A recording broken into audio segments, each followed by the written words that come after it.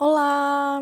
Bem-vinda ou bem-vindo ao canal Lendo com Intenção, um canal de audiolivros. E hoje a gente vai continuar lendo o livro Libertação, que é o sexto livro da coleção A Vida no Mundo Espiritual, que é a coleção ditada pelo espírito André Luiz e psicografada pelo Chico Xavier. Hoje a gente vai ler o capítulo 10.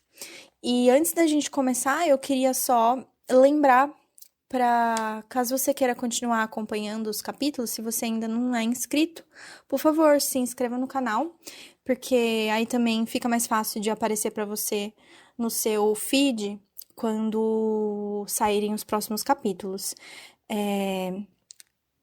Se você quiser, já deixa o seu gostei também no capítulo, nesse capítulo, né, nesse vídeo, para ajudar a disseminar, né? Porque eu acho que é interessante conhecimento se espalhar, né? E aqui nesse livro todos os livros do André Luiz, na verdade, né, tem um conhecimento incrível e super condensado. Cada capítulo são imensos aprendizados e super profundos.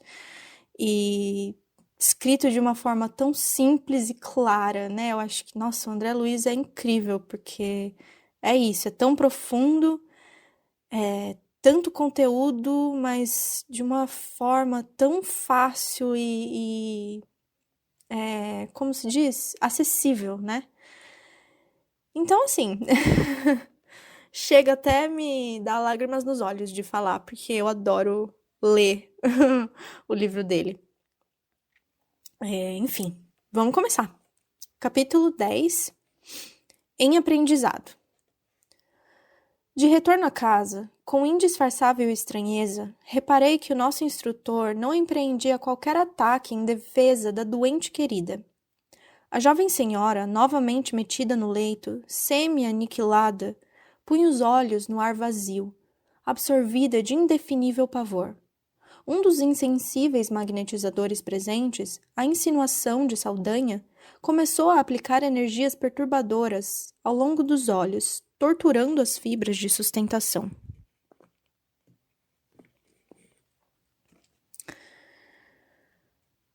Não somente o cristalino, em ambos os órgãos visuais, denunciava fenômenos alucinatórios, mas também as artérias oculares revelavam-se sob fortes modificações. Percebi a facilidade com que os seres perversos das sombras hipnotizam as suas vítimas, impondo-lhes os tormentos psíquicos que desejam. Grossas lágrimas banhavam o rosto da enferma, traduzindo-lhe as agitações interiores. Dilacerada, a mente aflita e sofredora tiranizava o coração que batia, precípite, imprimindo graves alterações em todo o cosmos orgânico. Das complicadas operações sobre os olhos, o magnetizador passou a interessar-se pelas vias do equilíbrio e pelas células auditivas, carregando-as de substância escura, qual se estivesse doando combustível a um motor. Margarida, ainda que o desejasse, agora não conseguiria erguer-se. Compacta emissão de fluidos tóxicos misturava-se à linfa dos canais semicirculares. Terminada a esquisita intervenção, Saldanha dispensou os terríveis colaboradores, à exceção da dupla que se incumbia do hipnotismo, alegando que havia serviço em outra parte da cidade. Outros casos aguardavam a legião de Gregório, e Margarida, no parecer do chefe de tortura, já recebera suficiente material de prostração para 30 horas consecutivas. Pouco a pouco esvaziou-se a casa, semelhante agora à desprezada colmeia de marimbondos vorazes. Contudo, aí permaneciam Saldanha, os 2 magnetizadores, nós 3 e a coleção de mentes em formas ovoides ligadas ao cérebro da senhora flagelada. A sós com o temível obsessor, Gúbio procurou sondar-lhe o íntimo discretamente. Sem dúvida que sua fidelidade aos compromissos assumidos, declarou nosso orientador atencioso, é bastante significativa. E enquanto Saldanha sorria envaidecidamente, continuou de olhar penetrante e doce. Que razões teriam conduzido Gregório a conferir-lhe tão delicada missão? O ódio, meu amigo, o ódio, explicou o interpelado decidido. À senhora? Aduziu Gúbio, indicando a doente. Não propriamente a ela, mas ao pai, juiz sem alma, que me devastou o lar. Faz 11 anos, precisamente, que a sentença cruel de um magistrado caiu sobre os meus descendentes, exterminando-os.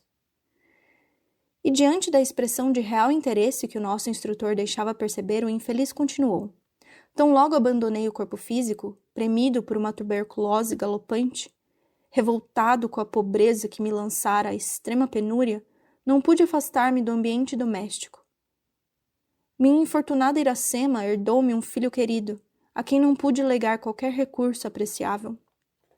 Jorge e sua genitora passaram, desse modo, a enfrentar dificuldades e aflições que não posso relembrar sem imensa angústia. Operário em rude serviço braçal, meu filho não conseguia sustentar dignamente a casa, definhando-se-lhe a mãezinha em padecimentos continuados e sofridos em silêncio. Ainda assim, Jorge contraiu núpcias muito cedo com uma colega de trabalho que, a seu turno, lhe deu uma filhinha atormentada e sofredora. A vida corria desesperadamente para o lar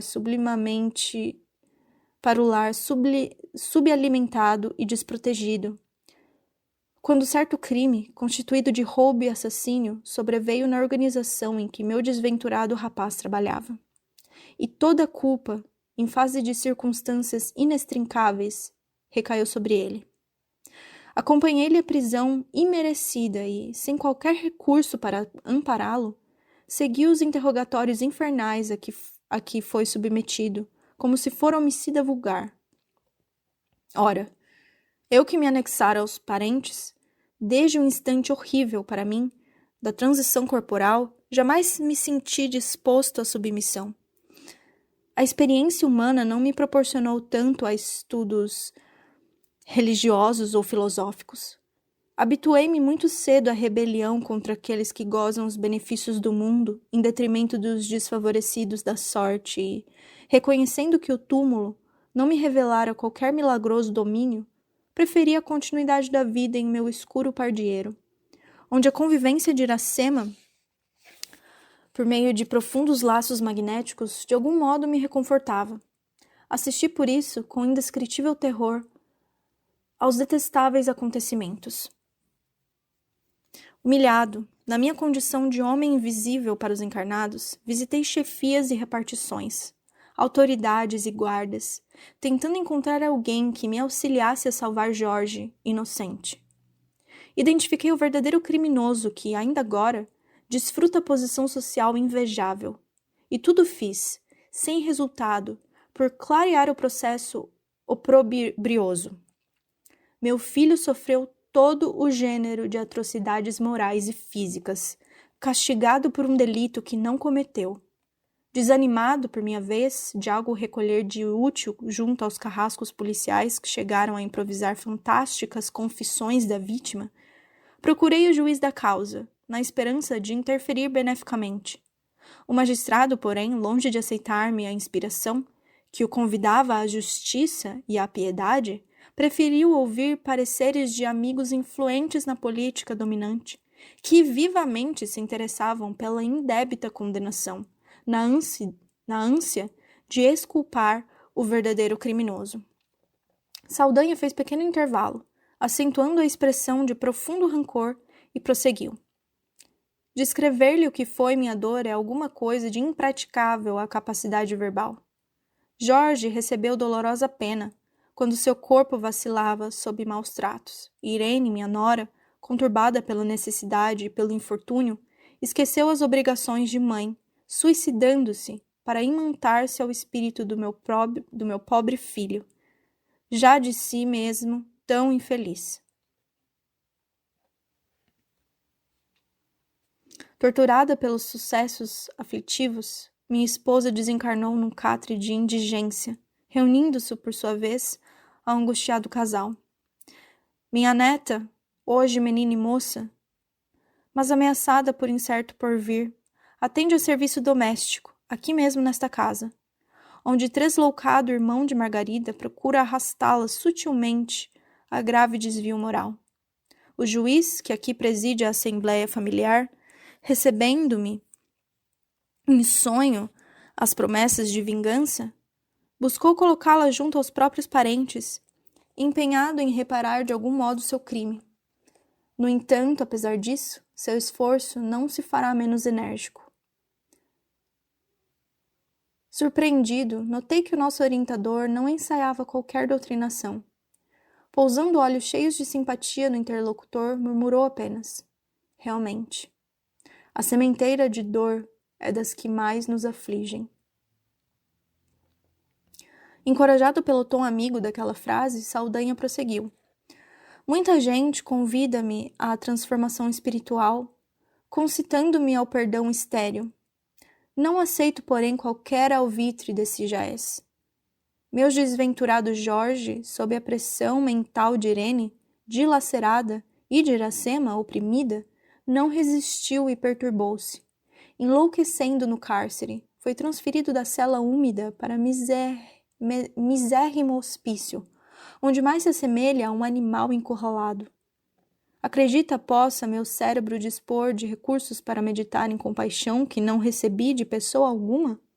Enquanto esses quadros permanecerem sob meus olhos, não abrirei minha alma às sugestões religiosas. Estou simplesmente diante da vida. A sepultura apenas derruba o muro da carne, porquanto nossas dores continuam tão vivas e tão contundentes quanto em outra época, quando suportávamos a caixa dos ossos. Foi nesse estado que o sacerdote Gregório me encontrou e agradou-me de minhas disposições íntimas.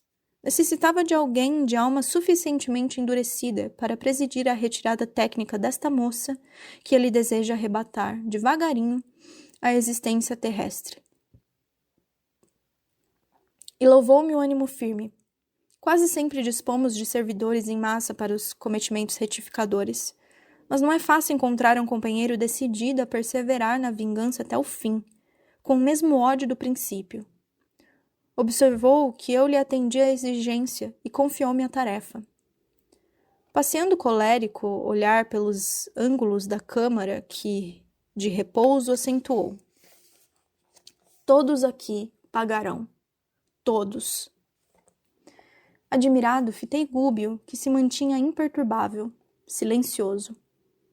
Fora eu, e talvez me desbordasse em comentários extensos e tirânicos com referência à lei do amor que nos governa nos destinos, reclamaria com ênfase a atenção do perseguidor para os ensinamentos de Jesus e, se possível, dobrar-lhe-ia a língua indisciplinada e insolente.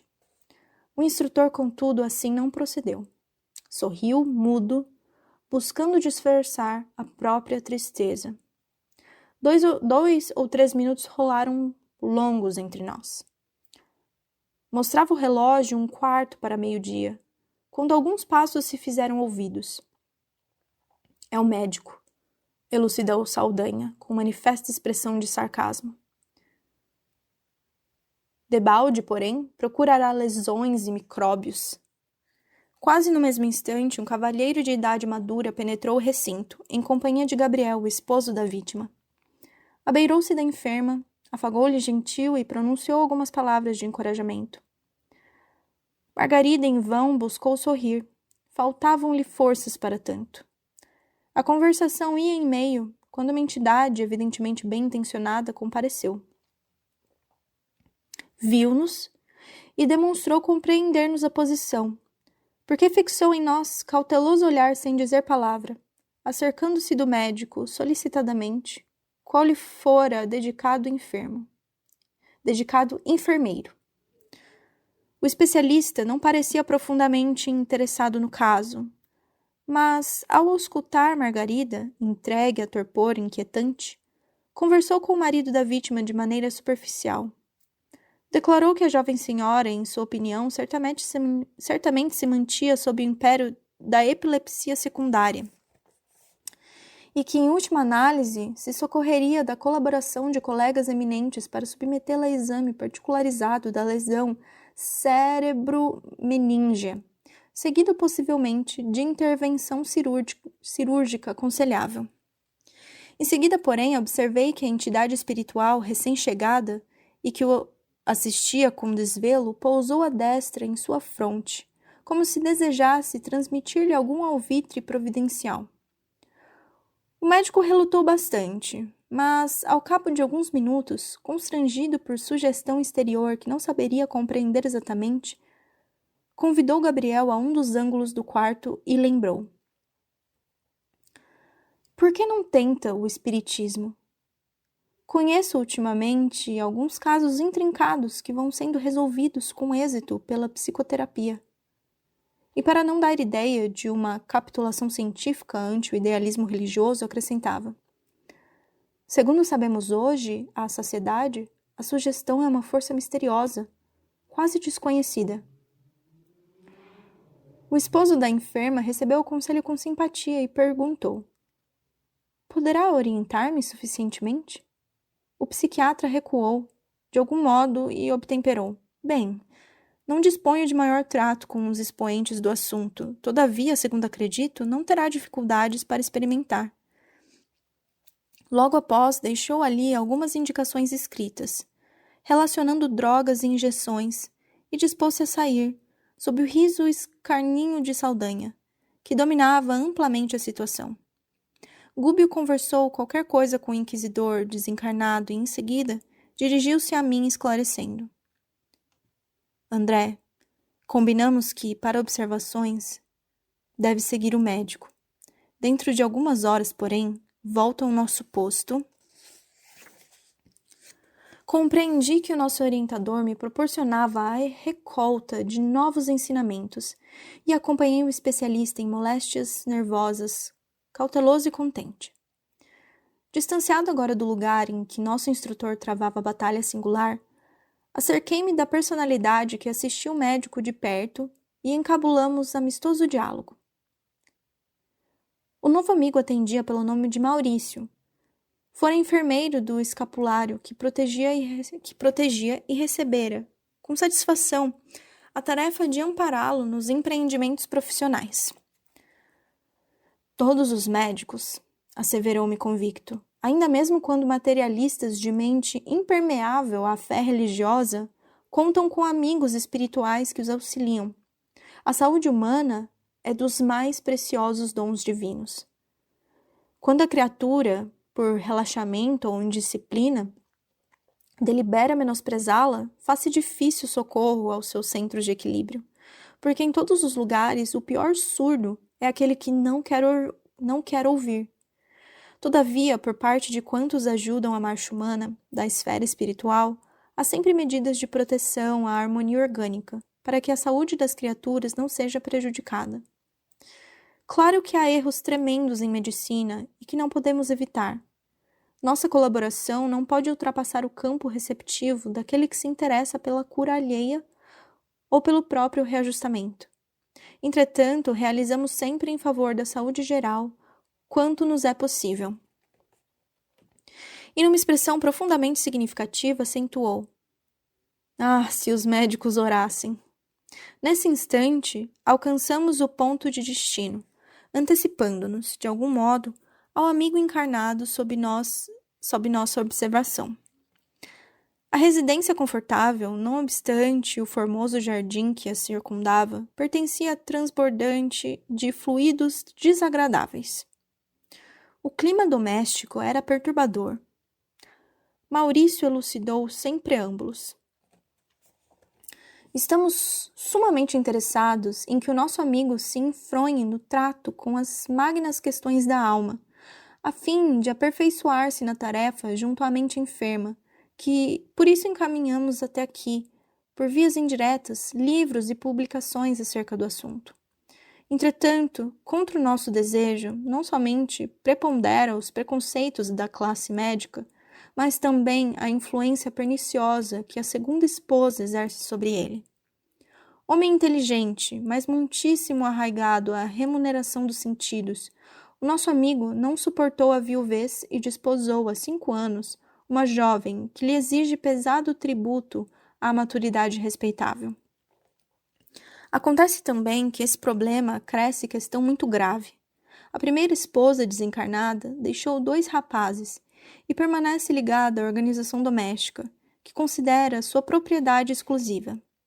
Por mais que o nosso trabalho se acentue, ainda não conseguimos retirá-la com proveito da casa, porque o passamento dos filhos, em conflito com o pai e com a madrasta, lhe invoca a atuação de minuto a minuto. O duelo mental nesta casa é enorme. Ninguém cede, ninguém desculpa, e o combate espiritual permanente transforma o recinto numa arena de trevas. Calou-se o informante enquanto entramos, e pude notar que efetivamente a ex-dona da casa, sem o corpo físico, em singular posição de revolta, ali se achava, abraçada a um dos filhos, moço dos seus 18 anos, presumíveis, que fumava nervosamente numa espreguiçadeira. Via-se-lhe perfeitamente a condição de vaso receptivo da sublevada mente materna. Ideias inquietantes e delituosas povoavam-lhe a cabeça. Fios tenuíssimos de força magnética ligavam-no à mãezinha infeliz. Tinha as mãos crispadas e o olhar absorto, maquinando planos diabólicos, e por mais que o envolvesse o socorro de Maurício, nem ele, nem aquela que lhe fora ciumenta genitora se mostravam suscetíveis de receber-nos a influenciação restauradora.